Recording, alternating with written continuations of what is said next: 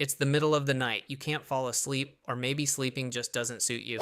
You pick up your phone, you're not waiting for a message, or you don't have anything to do, you're trying to silence the silence. Because when you close your eyes to fall asleep, the silence starts to become unbearable. Now stop and think. How many times did you pick up your phone today? 50 times? 100 times? You have no idea. Because you're not even aware of it anymore. It's an automatic movement like breathing. At every moment of the day, the phone has become like a part of your body. Just as you never leave it behind, you never let it slip from your hand either. They say you're addicted. While this itself is disturbing enough, the truth is actually much more disturbing. The problem isn't that you're addicted to your phone. What encourages this addiction is something completely different. You're afraid of being alone with your own thoughts. Psychology research reveals a shocking truth. People prefer to be subjected to electric shocks rather than spending 15 minutes alone with their own thoughts. You might find it hard to believe, but this is a real experiment. What you're doing is no different. You're just scrolling the screen instead of electric shocks. Every screen unlock is an escape from the voice inside that never stops, from the silence that makes your inner voice audible. In short, an escape from yourself. When you don't have your phone, you feel like something's missing and you start to panic, as if you've lost an organ or a limb. Because the phone is no longer your extension, you are the phone's extension. The algorithm wants exactly this. It works with slot machine logic, variable reward schedule.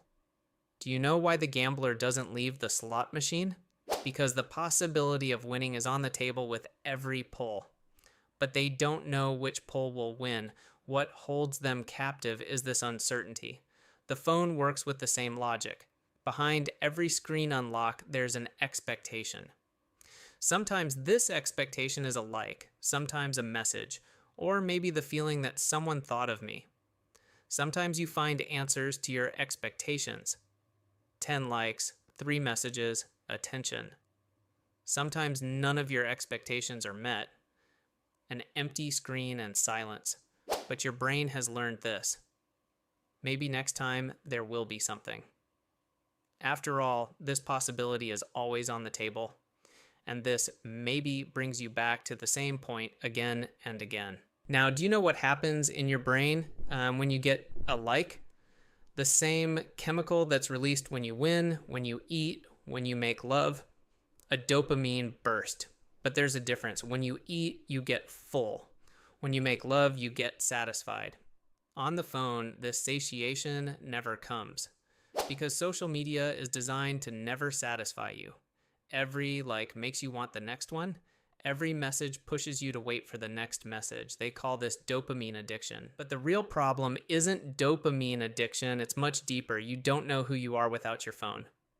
Because you've never been alone. By alone, I mean truly alone with your thoughts.